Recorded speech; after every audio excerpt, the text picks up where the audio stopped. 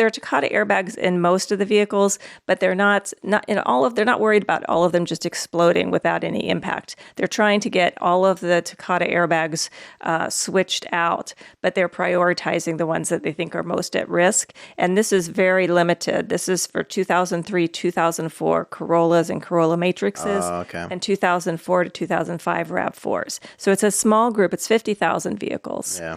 But these are the ones that they're particularly concerned will just explode. And like I said, there have been a number of deaths. I think there's been 26 people actually killed. Jesus. And over 400 that have been seriously injured. Prioritizing profits. Dangerous drug and product cases. Welcome back. Another episode. Another week, another episode. Prioritizing profits, dangerous drug, and product cases. How's your weekend? How are you feeling today? Good. A little tired. I feel like we're getting a little bit of a late start, but I'm going to get energized here because we have lots of fun things to talk about. Yeah, a little bit of late start. I feel like recently we've been getting more late starts. Yeah. To be fair, I think it's on both of us.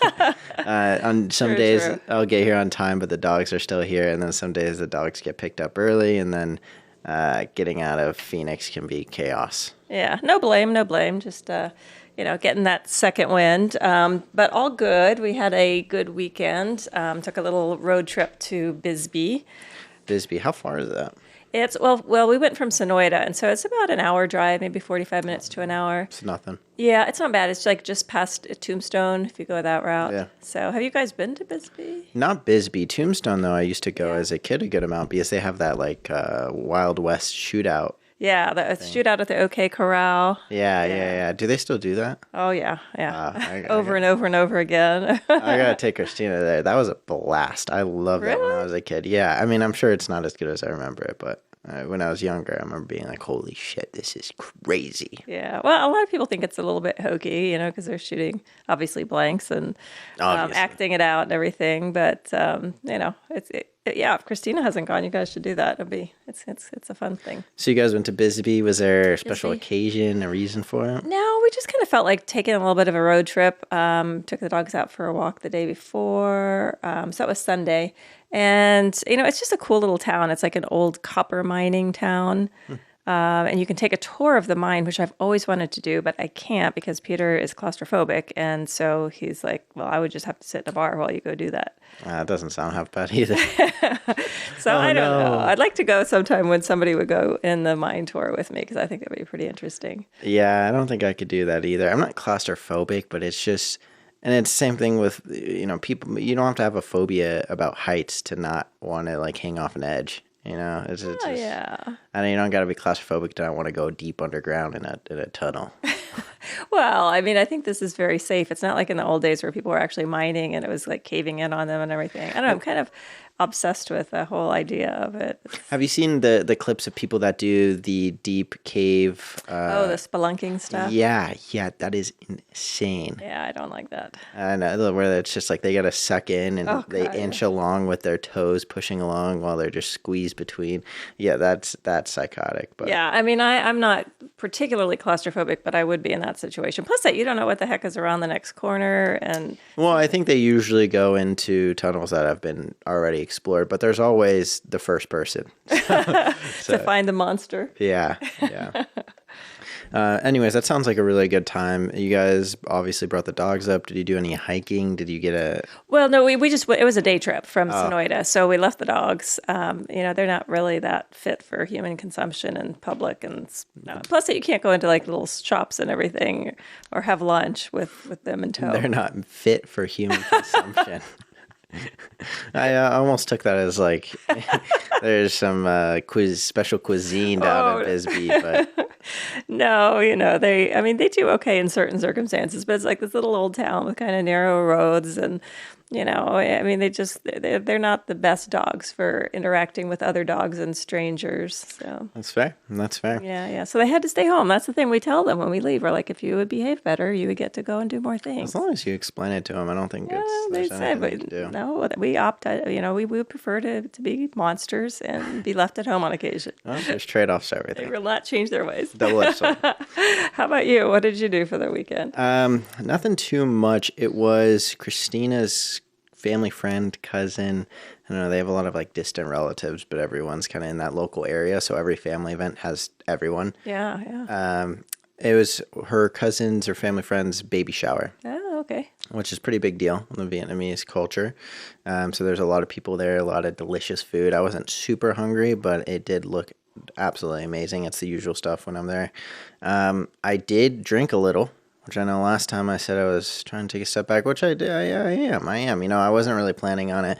But when it's social events and family events, like I love being at our families. I love everyone there. It's a good time. Yeah. It's comfortable, but at the same time, it's just social situations in general, right? Like it doesn't necessarily matter who you're with or where it is.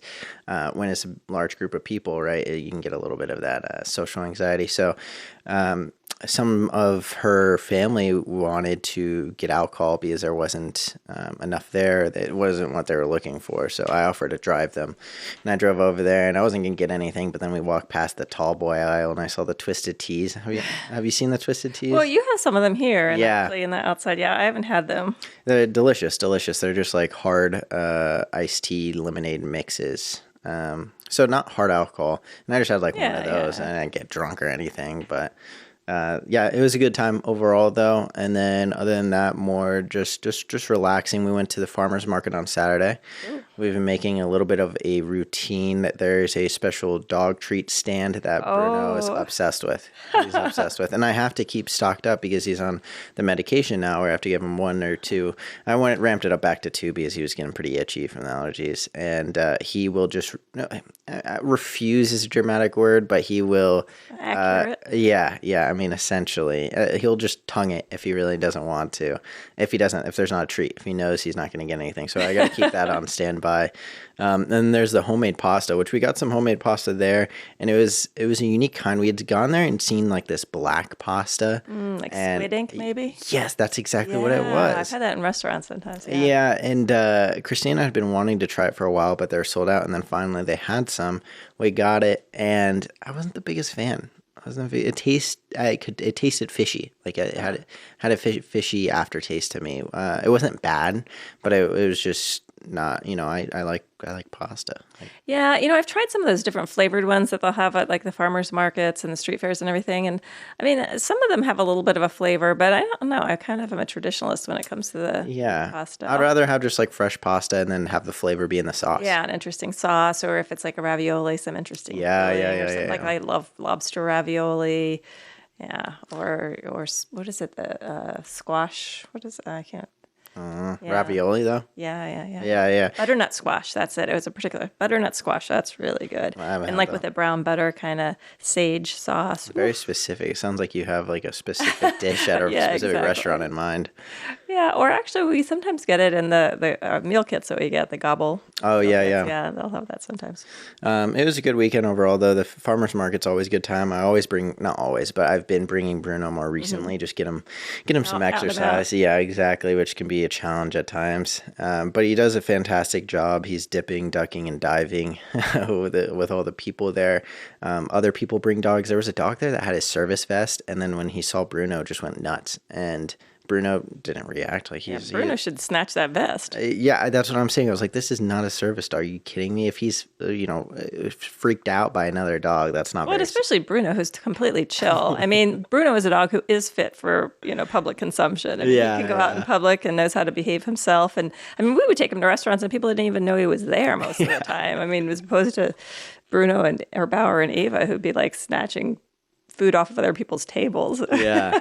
And the dog was going crazy, and Bruno was just like so unfazed, like not even looking at him, just as disrespectful as you can, looking in the opposite direction, wouldn't make eye contact. And one guy walked by and was like, wow, look at that little guy. He doesn't even care. So that was a nice little ego boost. And he always gets a ton of attention too because he has such a unique look. Yeah, he always does. I mean, I would argue every single time I take him out, at least 2 to 3 people will come up to me and ask him, "What kind of dog is that? What mix is that?" And I always tell him German Shepherd Chihuahua because that's what I was told. I don't think that necessarily is the pretty truth. confident it's not, but Probably Pekingese Chihuahua, but it's I'm doing it for them because the excitement and wow, just the visions in their mind of how this could possibly occur, and I'm doing them a service at that point. And I don't even want to get them DNA tested now either because then right now I'm not lying to anyone, right? Like that's the best of the information you are providing. Exactly. If I get a DNA test and find out that that's not the case, then I am just blatantly lying and looking for attention. So I can't do that. Well, I swear when you first got him, I was sure that part of the reason was that he did get so much attention, especially from women. And when you were single, that was a plus, I suspect. Yeah, well, I mean, when I was getting a dog, I wanted a unique one. Like, I didn't want just a very typical Chihuahua or a French Bulldog. Like, I was looking at Frenchies, but I one of a kind, and he's definitely one of a kind type of puppy. And also, like, the permanent puppy look, you hear that thrown around a lot. I tell people he's 6 years old, and again, they're shocked. They're like, "What? He looks like a little puppy." Yeah. But he also has massive fucking feet on him, so big old stompers. He is. He's sturdy, I'd like to say. Good weekend overall, though. Let's hop into it. Updates on cases. So on the Boy Scout cases, there actually now is a deadline for submission of the claims.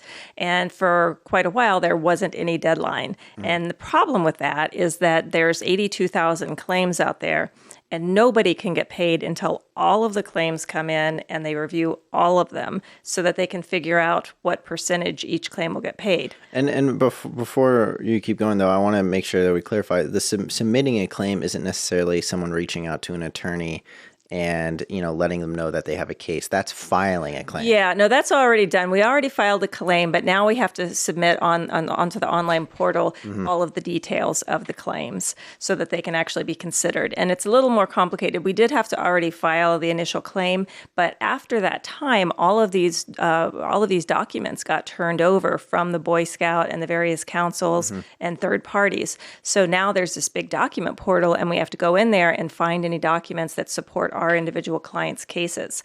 So this is a more robust, more detailed claim that has to get filed.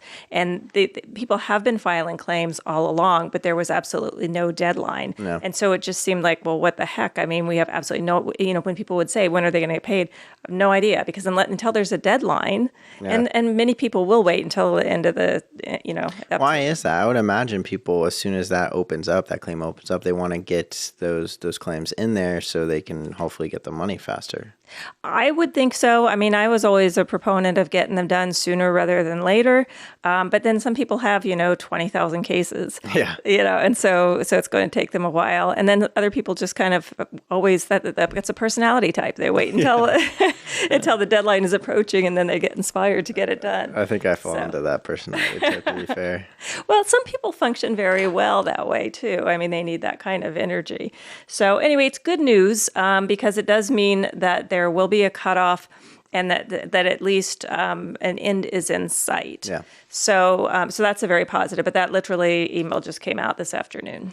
Very exciting. So when is the date that this? Oh, I didn't say that, did I? May 31st. May 31st. Yeah. So, I mean, it's not right around the corner, but still, I mean, it's not like a year out or something along those lines. So that's, I'm pretty optimistic. And like I said, people have been submitting their claims for months now, but this will actually just kind of put the fire under the butt to get them all done. Well, and it's also good for the clients, like you said, because otherwise you can't give them a time frame. You can't say, roughly around these months or this year. And now with this time frame, you can, because I'm sure people are always calling, right? Like when they have a case open, everyone's always curious, and you hear a massive settlement about a Boeing plane door flying off, and you're like, wow. Now, speaking of that, I have a claim out there. When am I going to get my millions? Well, there wasn't a settlement yet on the plane. No. That would be really impressively fast, though, if it was. Yeah. Well, I mean, we still don't know exactly the time. But, the problem is that there's little things will be in the news. There was an issue recently about attorneys asking for fees. And these are the attorneys who actually were working on the bankruptcy itself. And I had a client contacting me and saying, oh, I don't understand why the attorneys are getting paid and I'm not. And, I needed to explain these aren't attorneys getting paid who are representing individual claimants. We, as an attorney representing a claimant, we don't get paid until you get paid. Yeah, I'm surprised they even found out about that. I mean, is that public, is that going around on CNN that these lawyers are getting paid for the bankruptcy case? You know what I think it is people set these Google alerts now. And so it's like in all these, like in some little obscure financial, publication, they might talk about it, or some legal publication, but because they have these alerts set, then they hear about it. And of course, they don't read the whole article or understand the details of it. They just call me. Yeah, they see it pop up on their phone, they see it, and before they even click on it, they already have you on speed dial. Pretty much. Or email. Yeah. So anyway, so that's some good news. Very good. I think it kind of makes sense too for people to be a little frustrated. I think if they don't understand, right? Like as a victim, and especially with a case like this, I would be frustrated as well if I felt like I was being tossed in the back of the line. But that's obviously not the case at all. It's just a misunderstanding. Well, I think it's particularly difficult in this too, because these are abuse cases, and then they feel like now they're being abused by the system again. And it was difficult enough to come forward and to talk about these very difficult and traumatic experiences. And at the beginning, what we were telling people, because that was our understanding, was that because it's the bankruptcy, this is going to be a much quicker situation. The problem came in when the bankruptcy didn't get confirmed. And so then it was delayed. So really, when we started taking these cases, I think it was 2019. Wow, I didn't realize it was that long ago. Yeah, in 2020, because, I think that the deadline closed in 2020. We thought it was going to be a quick turnaround. Yeah.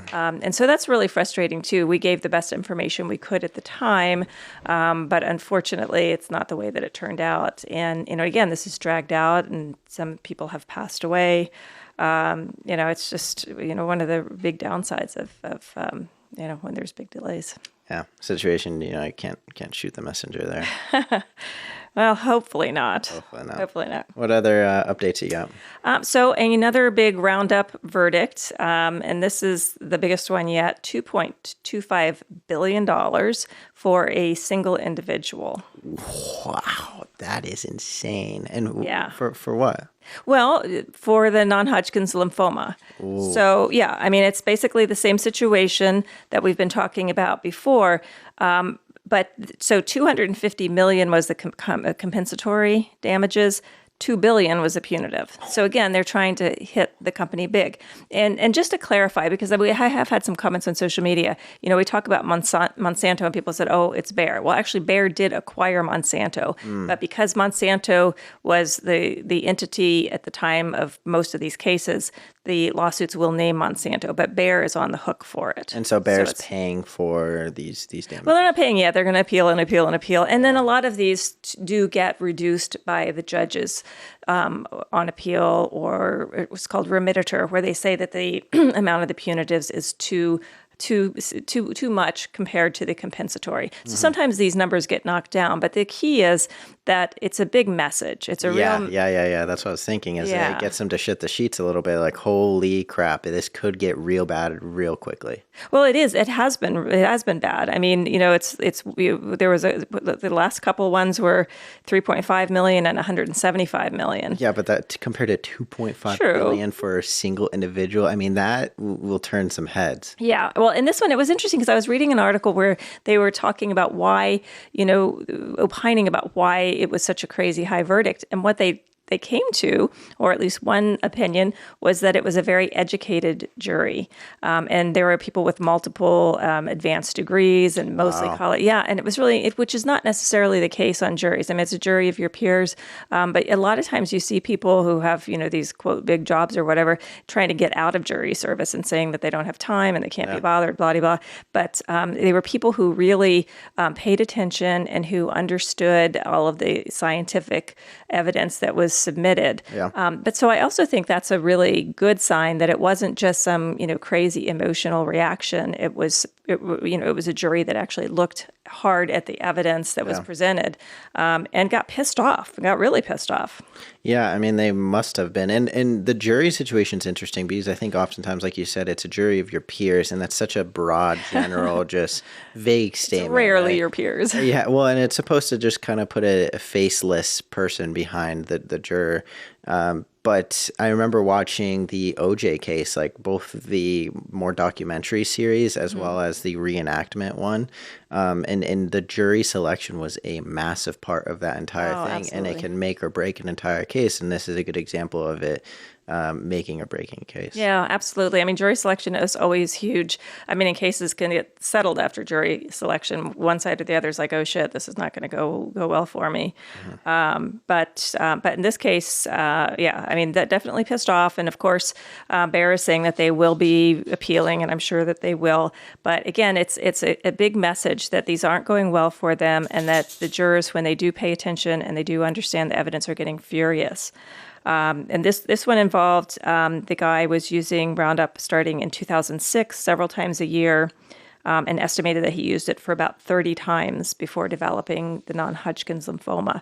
And again, this was a residential use, so it's not a situation where somebody was, in a landscaping business, industrial type of situation where they used it every single day. He just used it several times a year for normal around the house uses, and that was enough to result in him getting this cancer. Yeah, the residential situation, I think, is we've talked about this before in previous podcasts, but the residential one is really scary, and especially when it's as few as 30 uses, Right, like over years and years, and that seems almost pretty frugal, because I know a lot of people are obsessed with their lawns, right? Like they want to make sure everything's perfect, and a few times a year is definitely reasonable and probably sounds about average. But I'm sure there's people that are doing it, every 2 months, every 3 months, something a lot more frequently, and maybe if certain seasons they pick it up and they do it once a month. So 30 uses, I mean, I could see you getting to that 30 mark really quickly, and that's just like an average, right? Like you could develop it after 10, 15, 20 uses. There's no necessarily specific number of like, okay, once you hit this, it's bad. Right. Absolutely. But a lot of the people that we have seen have been, where it's their job, where they actually are landscapers or people who are using it on a more regular basis. But quite a few of these cases, again, they're just individuals who are using it around, to keep their yards looking nice. And the big issue, of course, is that they didn't warn that this, household product could kill you. Mm-hmm. And how many cases are out there, especially when it comes to residential? I mean, I'm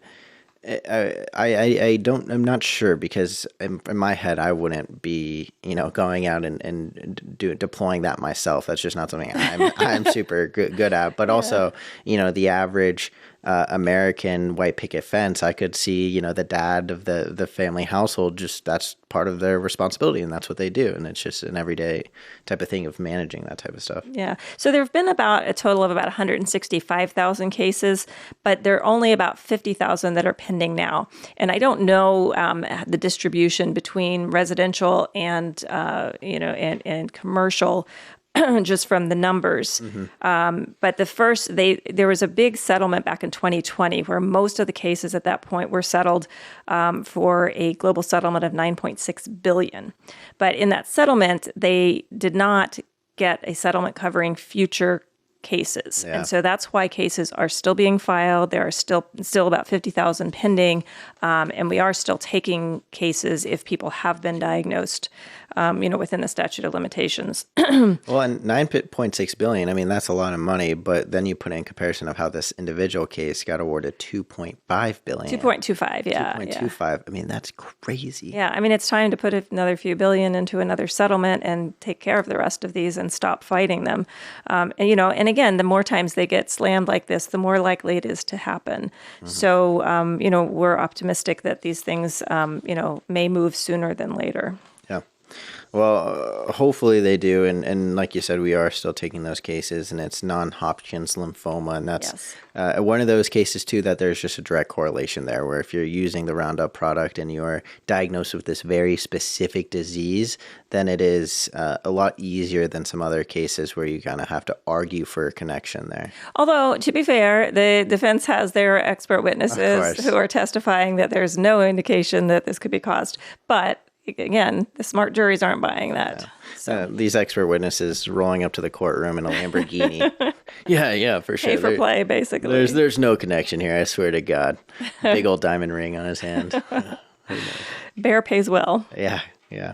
What other updates? Okay, so Phillips, we've talked about the CPAP recall a number of times on the podcast, and they are now actually halting sales of their devices in the U.S. And this is part of an agreement with the Department of Justice. So they were recalling all of them, but they were still allowed to sell them. And at this point, they are not able to sell any more products in the U.S. until they comply with all of the requirements and these guideposts that are set forth by the Department of Justice. And that includes demonstrating that their facilities are up to standards and meeting other regulatory requirements. And once they meet all of these requirements through the Department of Justice, then they're saying they are hoping they will be able to sell in the United States again. They are still selling in other countries, but at least not the U.S. at this point. Yeah, and not much we can do about the outside of the U.S., to be fair. You mentioned, too, how these are being recalled, and I know in that situation, when they're being recalled, people could send in a, not petition, but essentially file to have their device replaced. Yeah. Are they still able to have their device replaced? Yeah, no, it's actually a good question. And yes, they are still servicing and providing replacement parts for the products, but they're not able to sell new devices. Okay. And I'm curious as to, how big of an issue this is going to be, because they definitely have the significant market share in the U.S. I was going to say, they were the CPAP machine. Like, if anyone was going to get one, they're more than likely 90%. Well, 63%, it turns out. So it's 63% of the market.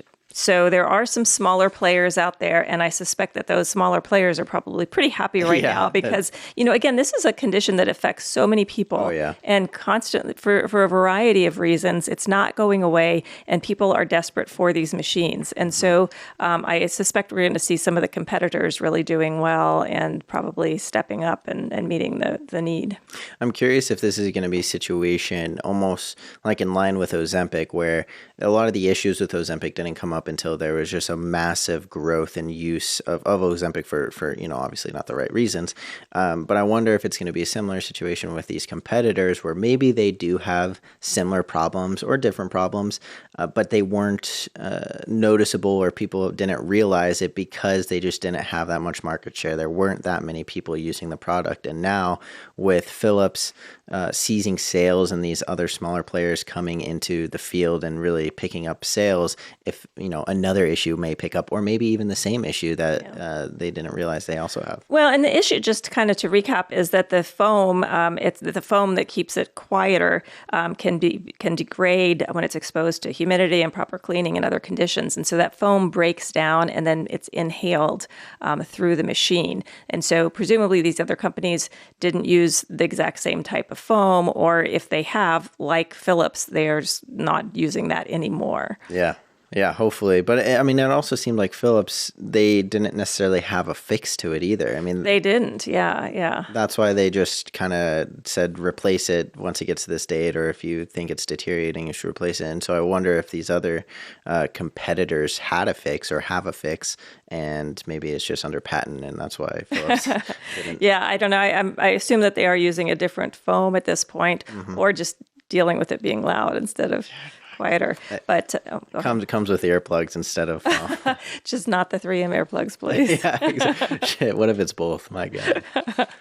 Yeah, and just to kind of a recap, the cancers there's a whole list of cancers that can be caused by this degrading foam. Some of them are lung, nasal, throat, laryngeal, the ones that we would think of because that's kind of involving the airway. But then there's others, prostate, breast cancer, bladder cancer, liver cancer, pancreatic, kidney, stomach, and even testicular. So this, it's systemic. When you inhale this stuff, it can affect a lot of your organs. Yeah. So if you have used the product and you have been diagnosed with a cancer, it's worth checking and finding out if that is one of the cancers, even if you wouldn't initially think like, wait a minute, why would, prostate cancer have anything to do with a breathing machine? Yeah, I was going to say any type of cancer, if you're using a CPAP machine or have any just kind of like really severe...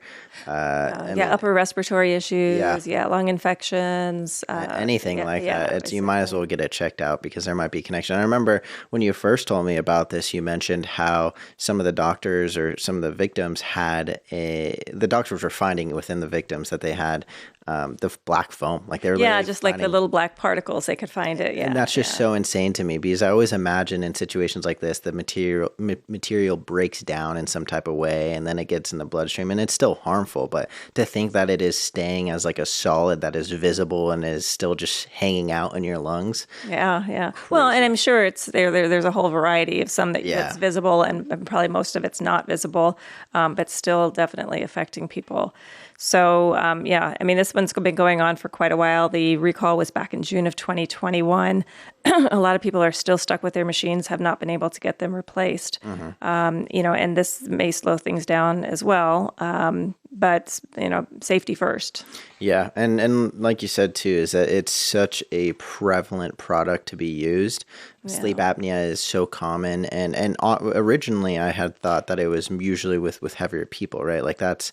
sometimes. Yeah. That is one of the, one of the risk factors. Mm-hmm. And that was like kind of my base assumption of that would be when people needed it. Bert Kreschner, I think, like I mentioned him as well last time, is he talks about using a CPAP machine all the time. So that's kind of where I got that connection. But when I went to a sleep doctor because I was just tired all the time and I was wondering and I looked it up and apparently sleep apnea is just incredibly common and it's connected to, having fatigue, being lethargic and not getting very good sleep and all that. So it can, literally anyone can get in a situation where they need to use a CPAP machine and then end up stuck in a situation like this. Well, and the thing is that it's life-changing when somebody who has sleep apnea and may or may not have known about it. I mean, their life can change dramatically when they actually start getting good sleep. Yeah. I mean, that's one of the things. I mean, if you want to torture somebody, don't let them sleep. Yeah. Yeah. I mean, it's absolutely miserable and just affects your entire day and your life and all sorts of your hormones, everything.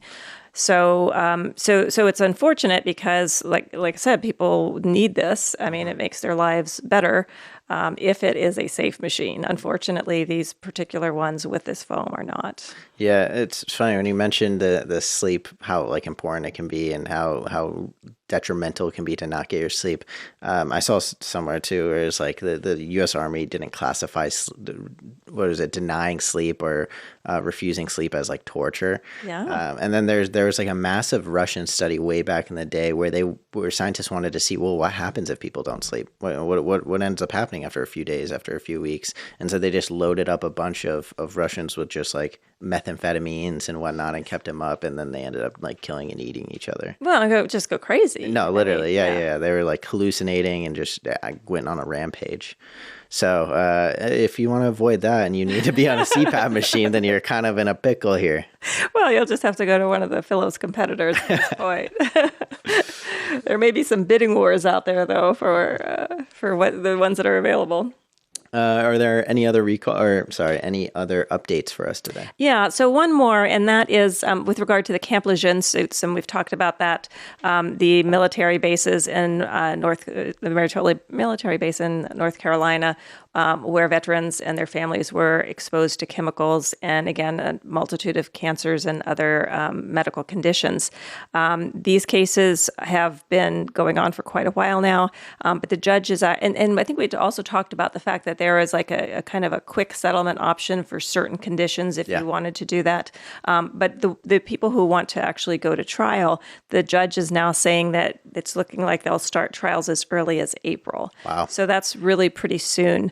And the plaintiffs are pushing for a unique kind of trial. So instead of just one plaintiff, they would have 5 plaintiffs with different diseases, so that would give a good sample of what a jury would award for these different conditions. It's much more efficient that way. Yeah. They're also talking about potentially moving forward, then dividing them into groups of people with the same conditions, and getting the cases before juries.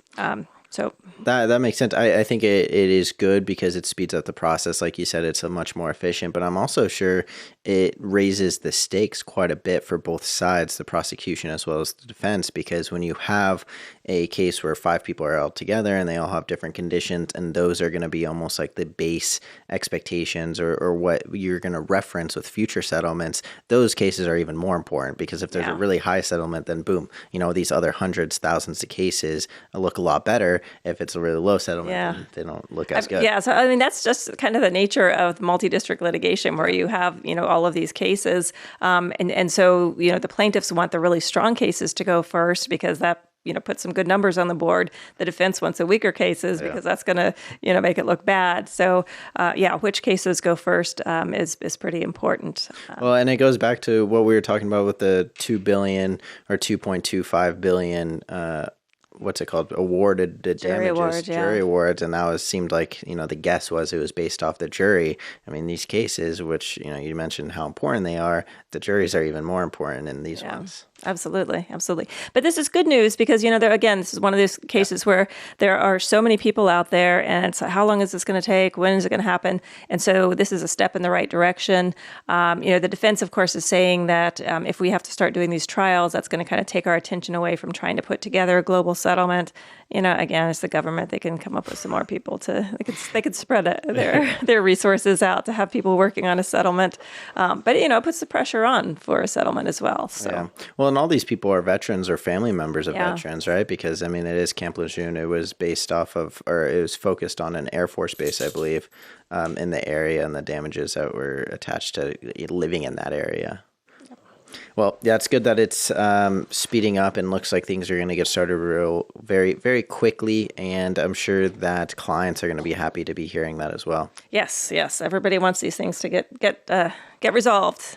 What do you want to go on to next? So recalls. There is another, it's a very specific recall with regard to the Takata airbags, and this has been going on for a number of years. We've known that these airbags were dangerous. Takata went bankrupt over it, but there is a very recent warning specific to certain Toyota vehicles, and it's a really serious warning where it's a stop driving immediately. Don't even drive your vehicle to the repair shop. Wow. Yeah, have it towed. I mean, it's very serious. It's about 50,000 vehicles, so it's not a whole lot. And it's some older vehicles, but as they've gotten older, they're saying that these could just explode without without impact. And kind of the way the airbag works is that there's a part that ignites inside, and what happens is it can just explode without any impact, and it shoots sharp metal fragments out. And so people have died or been really seriously injured. Yeah. I mean, I was thinking it was just going to be you're driving and the airbag goes off with you, No. which is horrendous enough in itself. But it's shooting shrapnel. I mean, that is like a pipe bomb going off in your car. Well, and most cars have these things. But, there are certain, and they're more, right now they're trying to replace all of them, and they're trying to focus on the areas that are at highest risk. And so those are like the southern states and the especially like the southeastern states where it's hot and damp. But these vehicles, so it's older ones. They're 2003 to 2004 Corollas, and 2003 to 2004 Corolla Matrix, and then 2004 and 2005 RAV4s. So it's older vehicles, and again, that's part of the issue with this. But people are dying and getting seriously injured as a result, and so this is like the highest type of a recall where they say, "Do not drive." You've got to deal with this immediately. And so if you do have one of these older vehicles, you can go to the National Highway Transportation Safety, NHTSA, their website. put in your vehicle ID. You can also go to toyota.com /recall or nhtsa.gov/recalls. You can also call Toyota. It's called a brand engagement center. But, again, if you have one of these vehicles, it's really, really critical that you take this seriously because people have died. And we'll put those links in the bio in case, you do own those vehicles and you want to take a look at that. You definitely should. And this is Toyota Takata, right?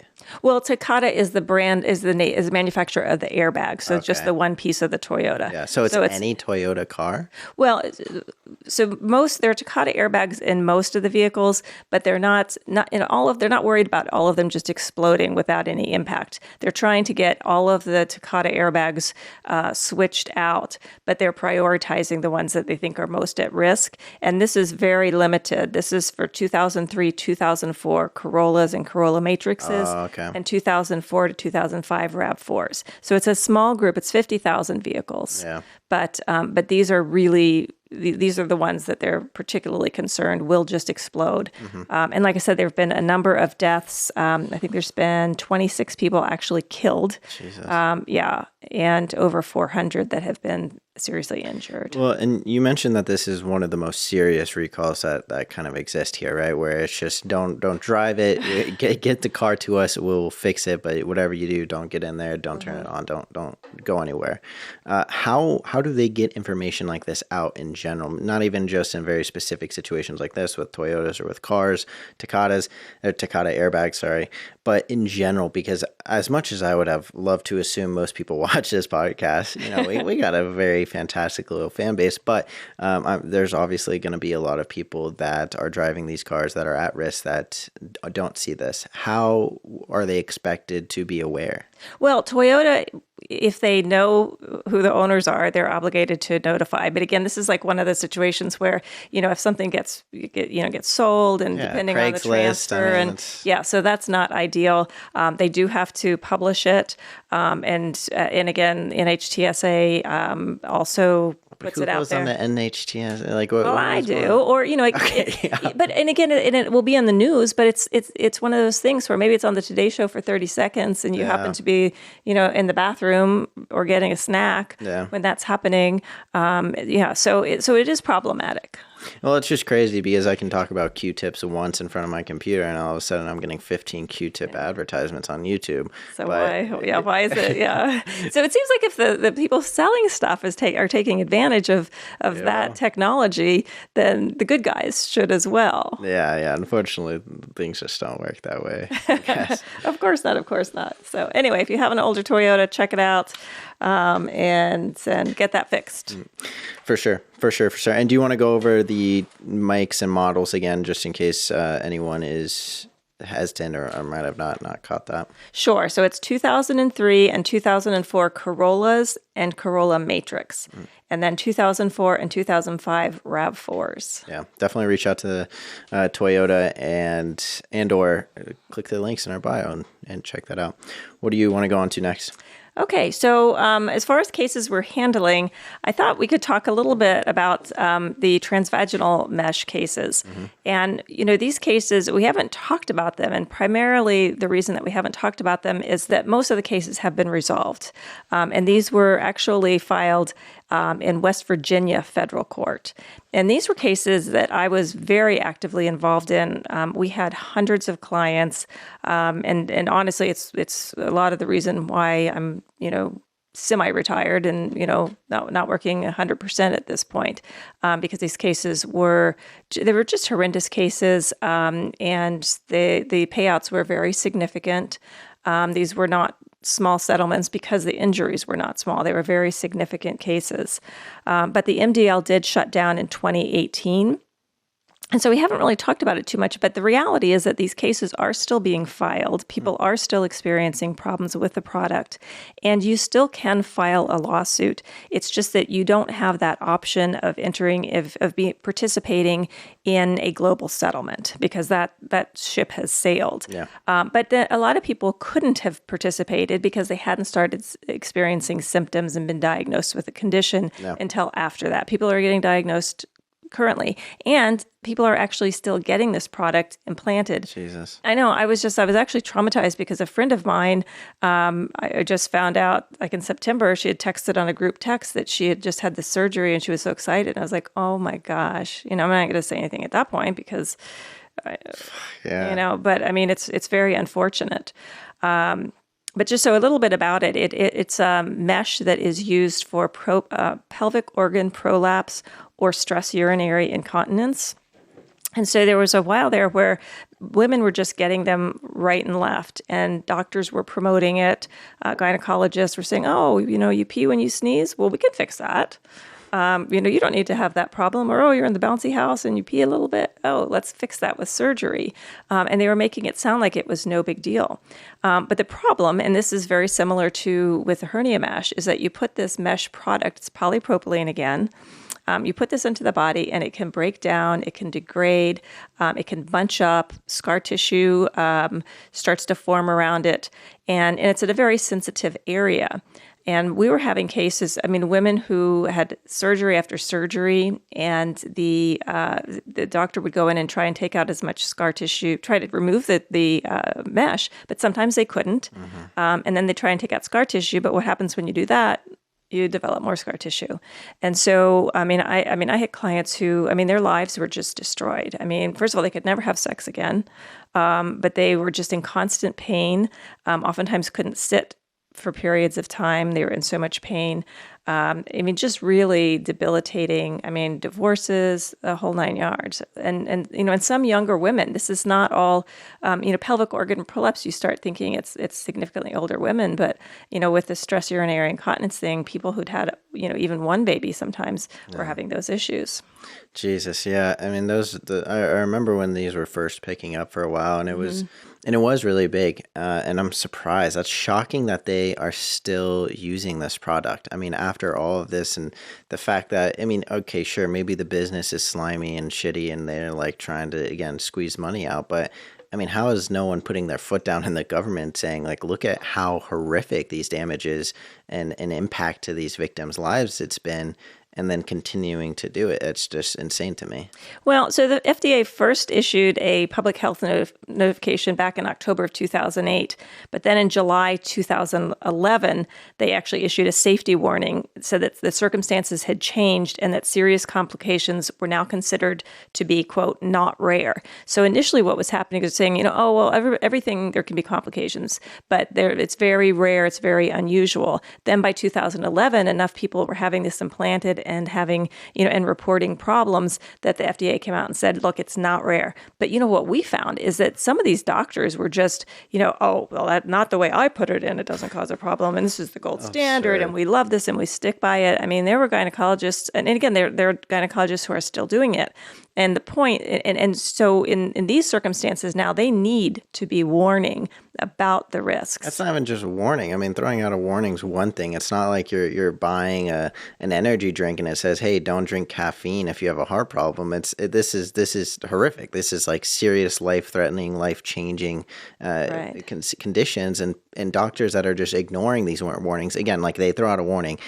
Obviously, the doctors aren't doing anything. It almost seems on the verge of criminal to know that there's these risks, that you have the federal government telling you that there's these risks and just blatantly ignoring them. Well, to be fair, not everybody does have complications. And there are people who will say, I had it done and it was great and I'm perfectly happy and I haven't had symptoms. But again, this is not something where people necessarily would have symptoms even within the first couple of years. It can be years down the line by the time that the thing degrades and starts causing issues. So yeah, I personally am horrified that doctors are even still doing it. Yeah. And again, now because there are other ways to treat pelvic organ prolapse, which you actually do need to treat. They had ways to treat it before this mesh. The problem is it's a more extensive surgery. It's a lot more complicated for the doctors. It's more of a recovery period for the patient. But it doesn't involve putting a foreign body into propylene. Polypropylene. Yeah, I'm not going to get Yeah, that. I mean, this shit just should not be put in bodies. It shouldn't be for hernias. It should certainly not be, for these conditions either, and especially not stress urinary incontinence. I mean, it's not ideal, but again, it's not life. Well, I mean, maybe it depends on how bad it is if it's life altering. But again, I would rather pee a little bit sometimes than have my life ruined. That's just like a scary nightmare weekly for me. I mean, come on. I got to do the sheets weekly at this point. No, I mean, I understand like everyone's situation is completely different, but I think like you mentioned that there are other measures that can be done here. And I think that's what makes it so infuriating is that this product that has there's evidence, there's proof, there's warnings out there that it is causing these insane, terrible damages to these victims. And the substance is known to not be healthy, not be okay to be in the body. And yet people are still ignoring these warnings and forcing it through because, yes, maybe some people it helps and it doesn't have any side effects. Maybe those same people will have side effects and have damages in the future. But either way, there is better ways of going about it. Well, yeah. I mean, there are definitely different ways of going about it, and people should really understand just how significant the side effects can be and how many people have suffered from it. And, quite frankly, at this point, I mean, this was one of the largest multi-district litigations in history, over 100,000 cases. Wow. I mean, so a lot of people know about it. The doctors know about it, and they need to be giving, really good information and not just downplaying it, because so often you'll see people talk about, XYZ can happen, blah, blah, blah, blah. They just rattle it off. But, none of my patients have ever had that happen. Yeah. Or, very few people do have it. I mean, now the FDA is saying it's not rare, so they can't say it's rare.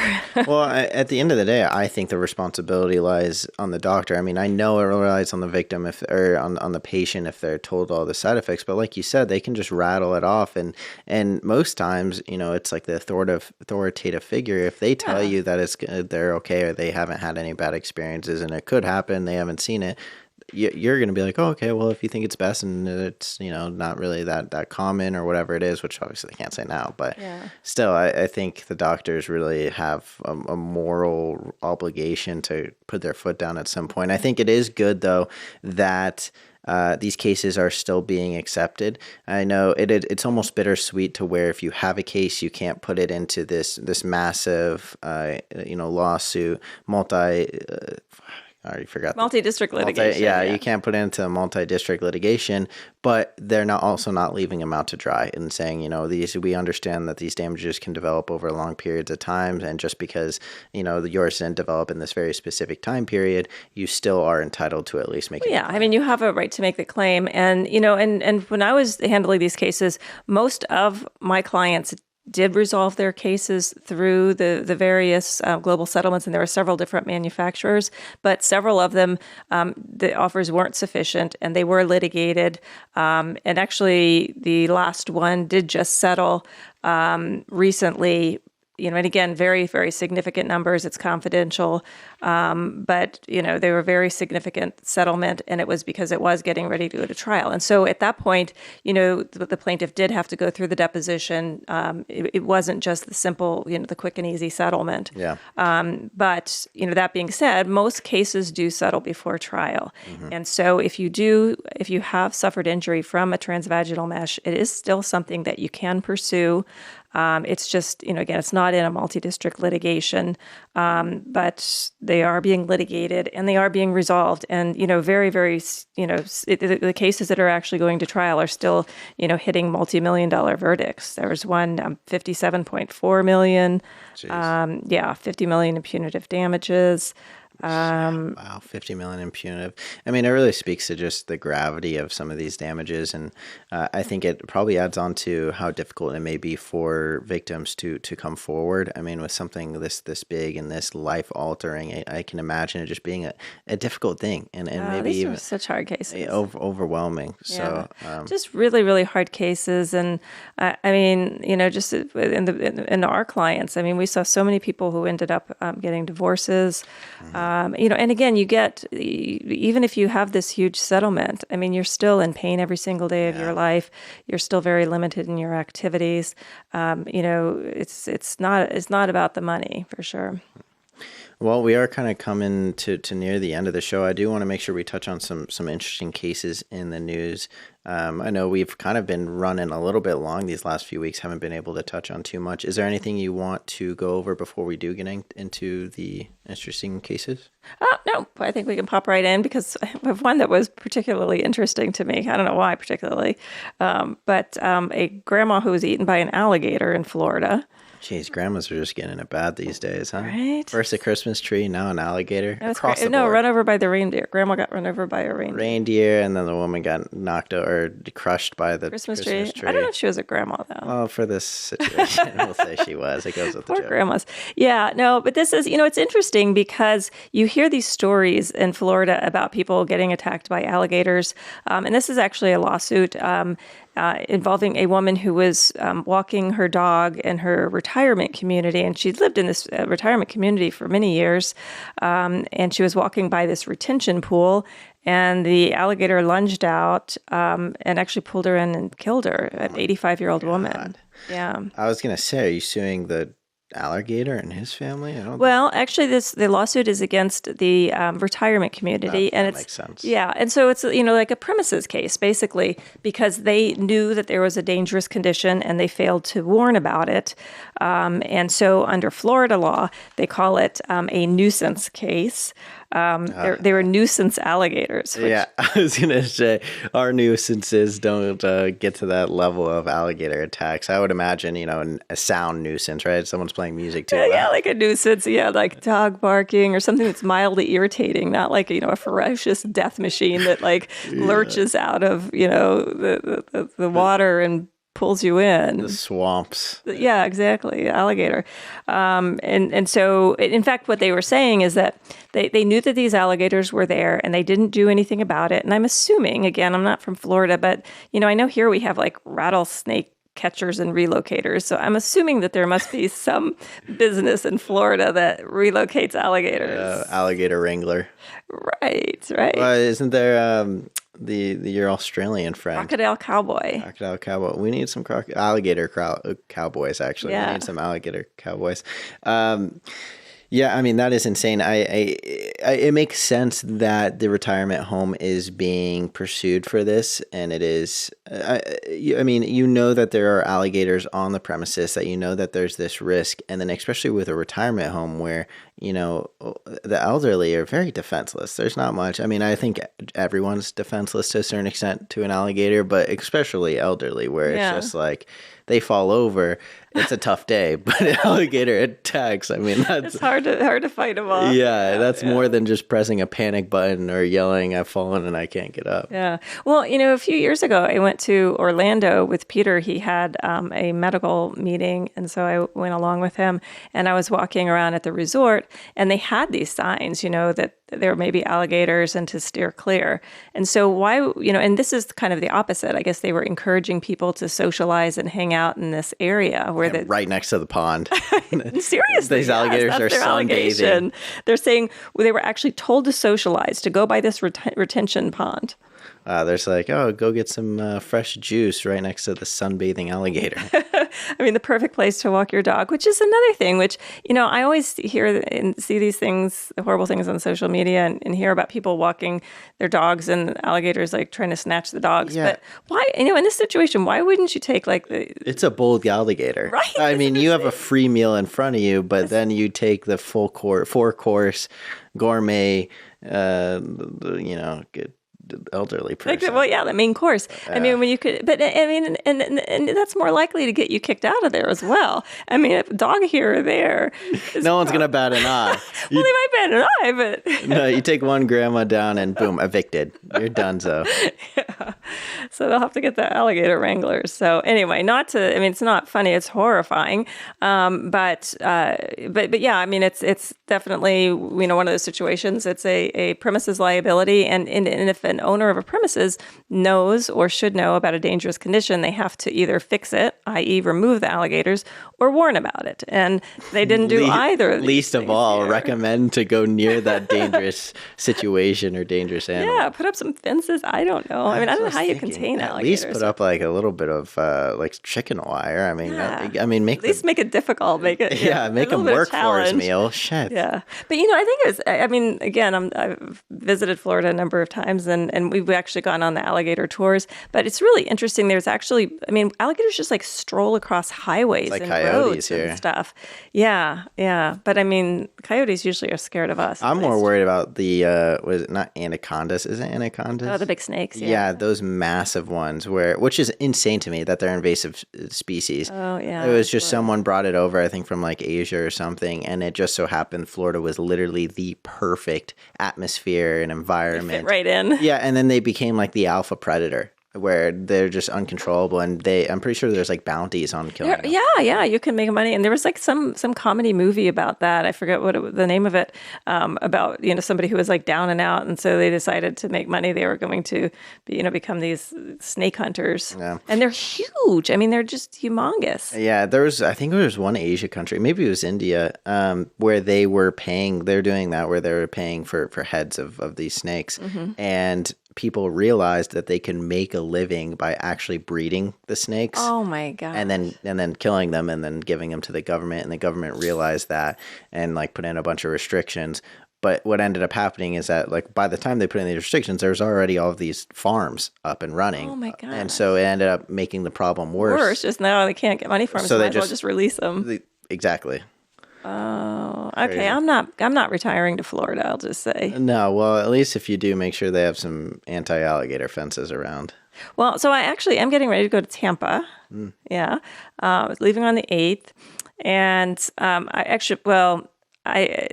assuming that the resort does not have alligators, but we're talking about doing some paddle boarding and that sort of thing. So I will definitely... Look at your face. Yeah, I mean, that just seems like you're asking for... It's Florida. You're supposed to be in the water. That's the point of going there, right? Yeah, but paddleboarding in the deep end, just hang out near the shore, And it's an ocean, right? You're paddleboarding in the ocean. Well, I don't think so where this resort is. Just go to the Everglades, right? Fuck it. No. I hope not. You'll have the alligator tourist crew going right next to you as you're paddleboarding, waving by. Those fan boats. Yeah. No, but you're saying about being out in the deep end, but this lady's, I mean, they could obviously come up to the shore and snatch you, so you could be sunbathing and get snatched. Are alligators seawater? Like, I thought it was more like ponds and swamps, not the ocean. Yeah. Yeah, I don't think they're like fighting that's the sharks. The sharks are out in the ocean, and these are more in the swamps and inland waters, I guess. I'm not an alligator expert. I would say maybe just stay away from water. Who knows? All right, stick to the heated pools of the resort. All right, we'll see. I will let you know. Do you want to go into one more interesting case before we close up?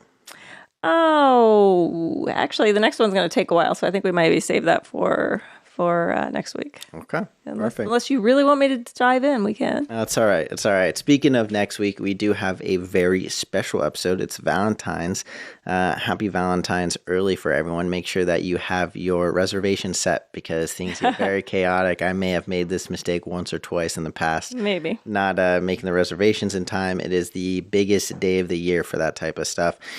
Me personally, I'm probably going to be making dinner for Christina because I think I prefer that. I don't like going out when things are crazy busy. I think it's a little bit more romantic. It shows a little bit more effort as well as, you save some money too. So it's really winning on all fronts. Well, you don't have to save money. It depends on exactly what you're cooking and... All right. Don't let her tell you that. don't let her hear that. Anyways, more for the present. We'll be having a very exciting episode. Just some more interesting cases, some significant other lawsuits and criminal things, whatnot. So definitely come hang out with us for that one. Well, we're going to talk about kind of Valentine's hazards and love gone wrong lawsuits. So, Love gone wrong lawsuits. yeah, when the law gets involved in love, it'll be perfectly appropriate. And we'll even wear red and have some decorations, I think. Well, we hope to see you there. If you have any questions or concerns, or maybe a story that you want us to touch on the podcast, definitely throw it down in the comment section. And if it's something you don't want to throw out in the comment section out in public, or maybe you don't want to spoil it for any of the viewers, you can also email us podcast@showeredlaw.com. You can find us on TikTok, Instagram, YouTube, wherever it may be, Facebook. We gotta get a lot of action on Facebook. Our Facebook clips have been doing pretty well, and we appreciate the support wherever you can give it. But with that being said, I hope all of you have a fantastic week, and we'll see you next time. Prioritizing profits. Prioritizing Dangerous drug and product cases.